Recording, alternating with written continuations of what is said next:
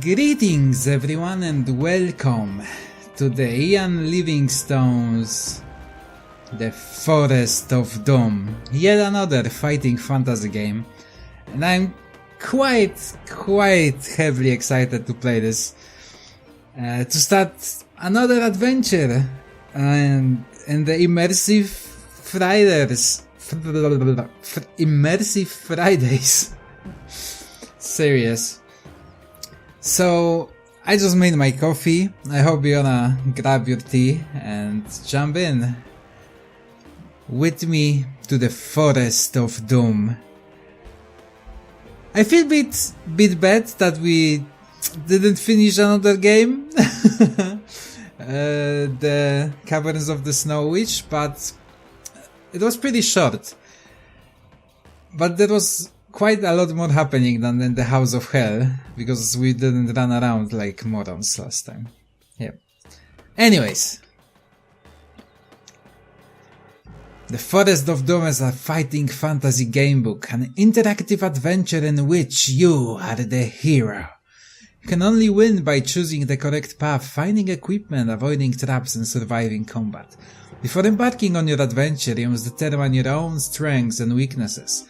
With a series of dice rolls, you have in your possession a sword, leather armor and a backpack containing provision, food and drink for the trip. You have been preparing for your quest by training yourself in swordplay and exercising vigorously to build up your stamina.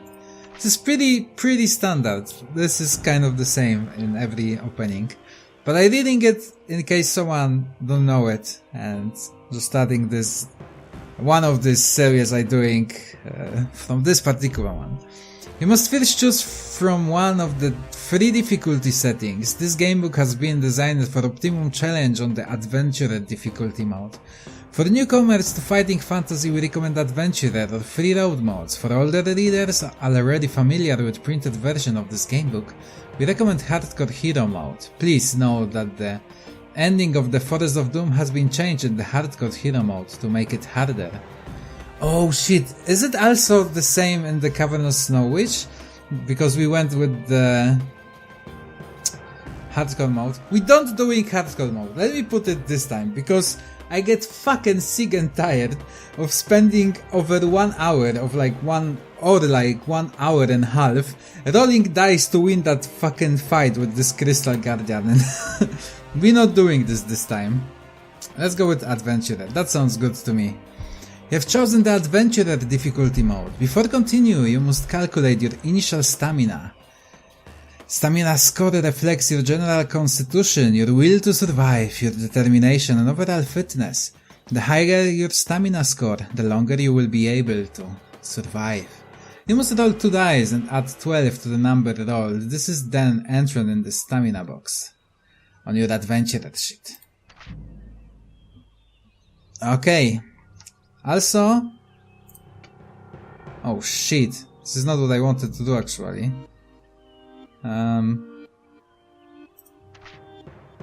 I wanted to go to options. I really like the design, by the way. The leaves and stuff, that's pretty neat. We can change it to this font, but I think this one will be more readable. But I wanted to make it a bit smaller. Also, you of course can have your retro look for old actual original.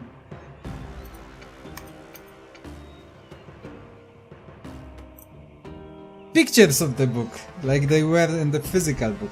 Okay, I'm talking for like 5 minutes unnecessarily. Including intro, that would be even more. Oh, that's a really good roll for once. Jesus. Really good. What about skill? Skill reflects your swordsmanship and general fighting expertise. Oh, fuck! I never did so good rolls on beginning. I don't know, does it hardcore mode like makes it harder to roll really good? What about luck? 4. Okay, I can work with that. What potion will we take? Skill, strength or fortune? I think we go with the luck this time. Luck can be useful, quite useful. Yes.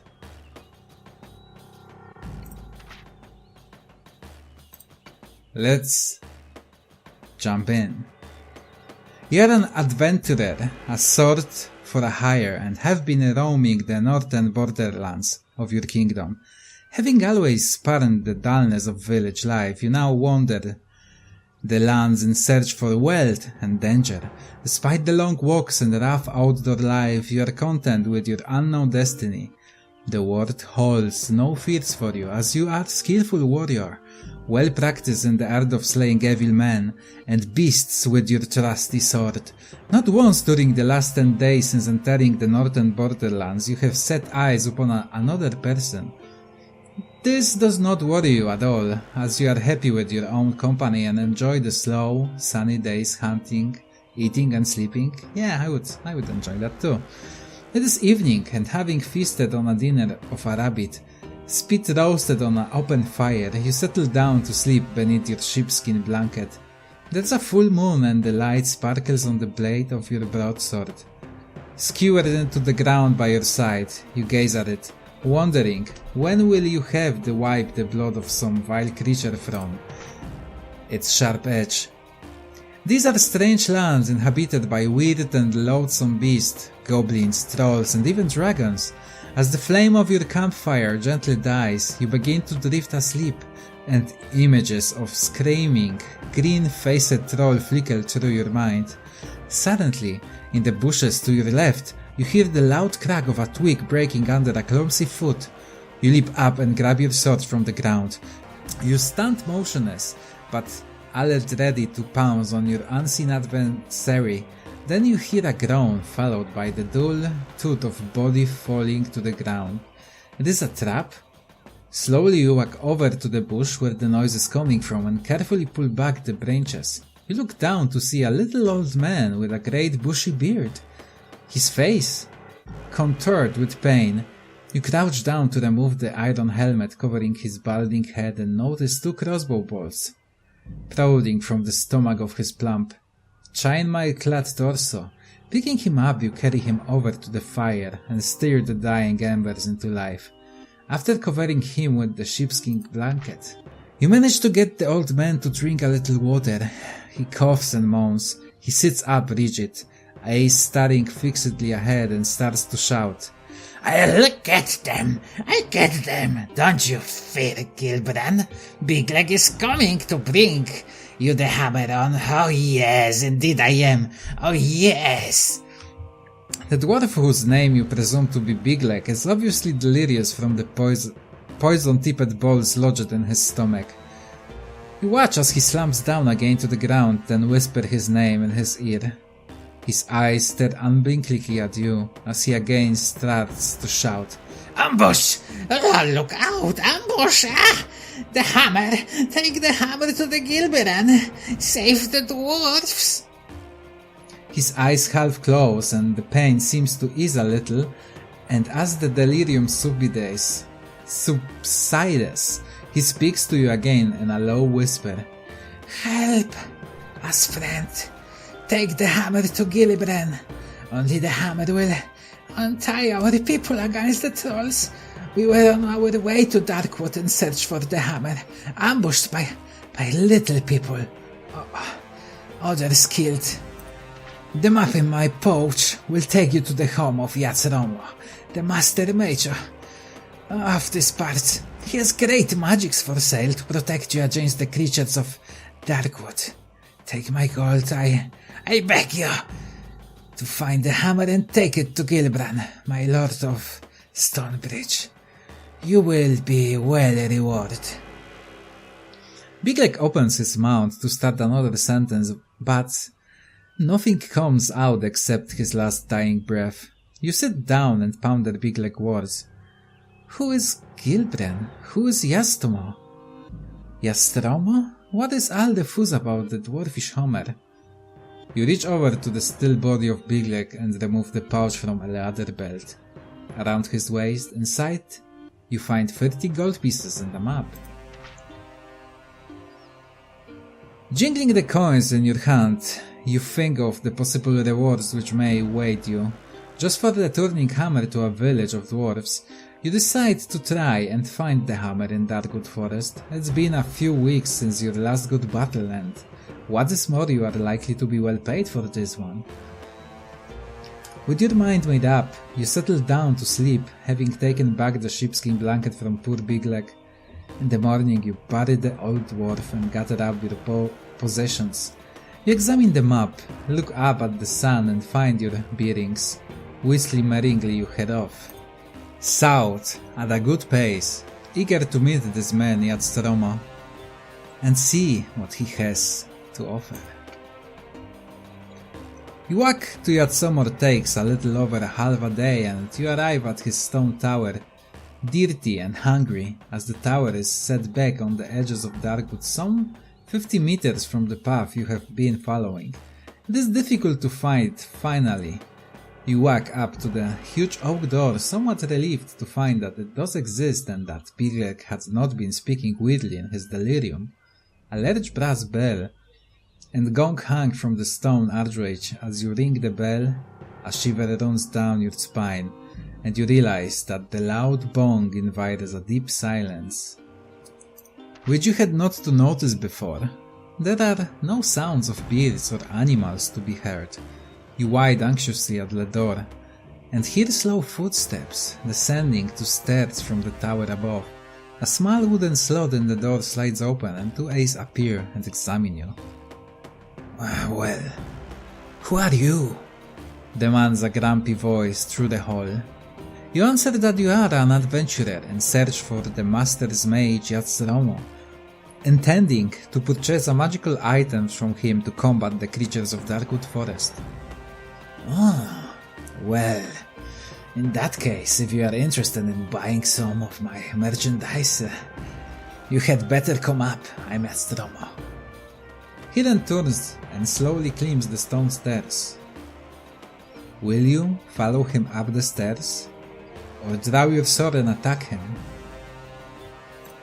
We are the hero. We're gonna be nice. You follow the huffing and puffing old man in his tattered robes up the spiral staircase to a large room at the top of the tower. Shelves, cupboards and cabinets line the walls, all filled with bottles, jars, weapons, armor and all manner of strange artifacts.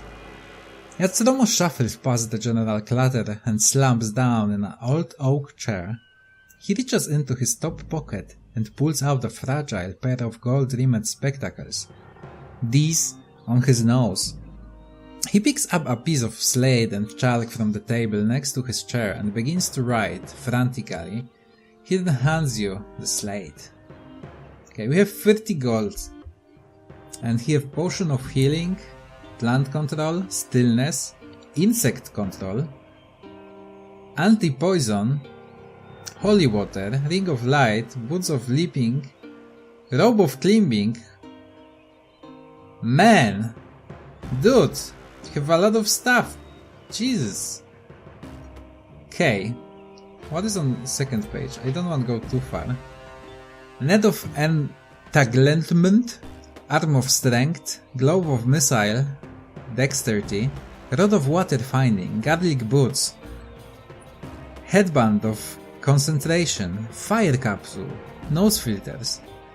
He tells you that all the instructions for use are written clearly on the labels attached to the items, together with their suggested use. He sighs and tells you that unfortunately the magic in the items only works once, but they are the best you can buy for the money. Yatzromo then asks you the reason for the purchase of these items, and you tell him your story and your decision to continue the quest of the luckless Bigleg. Ah, yes. Yatzromo says slowly, rubbing his chin. I heard that good dwarves of Stonebridge had lost their fabled warhammer.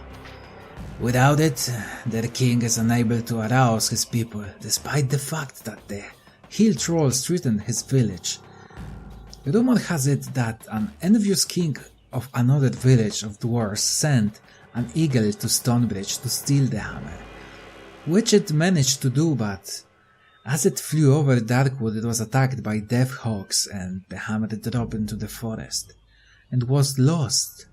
Apparently the two forest goblins found the hammer but could not decide who was to keep it. They wrestled for hours but gave up. Then they discovered that the handle unscraped from the head, and the argument was settled. One kept the head, another kept the handle. Then they parted each happily with his new treasure. Who knows if they still have them, so I'm afraid your problems are doubled. I can tell you that the head is made of bronze and the handle is made of polished ebony. Both head and handle have the letter G inscribed on them. Your task is not easy. Your task. Good luck. You thank Yatzromo and leave the room by the spiral staircase. Okay. So we have 30 gold, I believe. Should say. Yes. Ooh. Oh shit, we have actual map this time. Oh boy, that should make stuff so much fucking easier. Was the map in every game? I just didn't have it because I was in hardcore mode? Could it be possible? I have no idea. Maybe it's exclusive for this game, I don't know. Okay, let's see what we can take. It doesn't say how much we can take with us, so I think we can just take whatever we can buy. And I would go with Potion of Healing.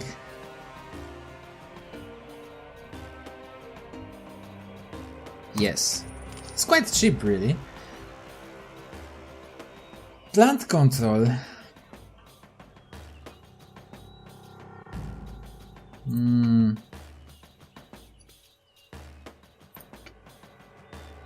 Ring of Light. Wearer of this ring can see into the darkness depths. Woods of Leaping. Hell yeah, Woods of Leaping.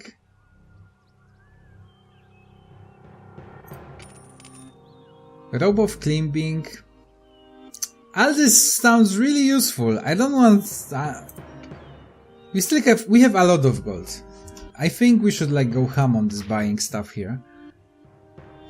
Armband of Strength. It's probably... Shit! Fuck. It's probably giving... Did it save what I buy? Yeah. It's probably giving the skill.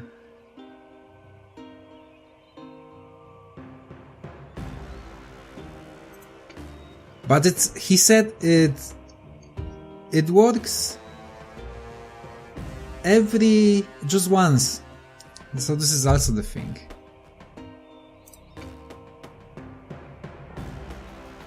Okay, let's just get Garlic Boots, Armband of Strength, Nose Filters probably for some poison and stuff, Robe of Climbing definitely, Insect Control,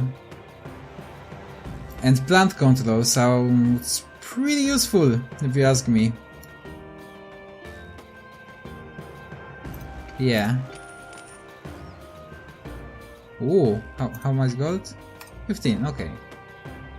Yeah, let's go with Plant Control. Okay, Potion of Getting Calm, sure. Holy Water, useful against undead creatures such as... Every item from here is pretty useful, you know? I likely could buy everything. I don't think I can afford everything, I can't. I have only 10 gold left. So I could buy like 5 items for 2.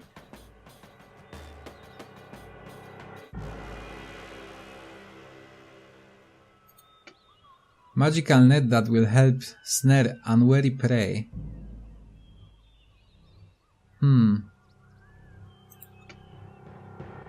Fire capsule. Shiny red capsule which explodes into fire. Concentration. Enables the wearer to focus solely on a single object despite any distractions. Okay, that sounds really useful.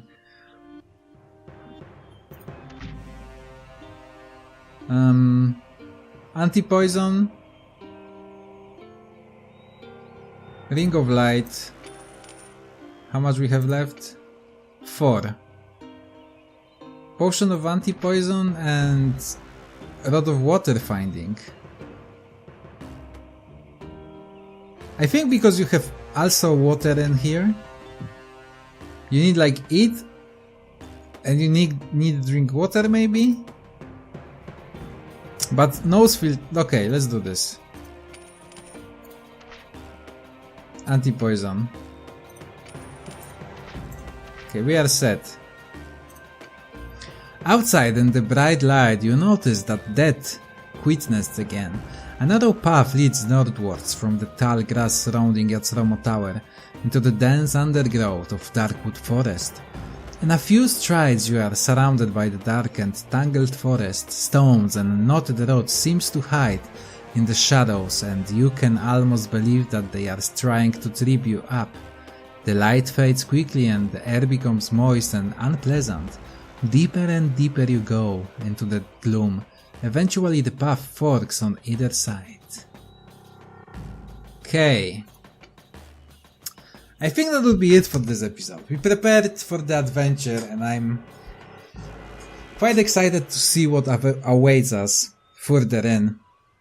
How do you feel about this? Did you like the last game settings a bit more than this one? I think this is pretty interesting so far.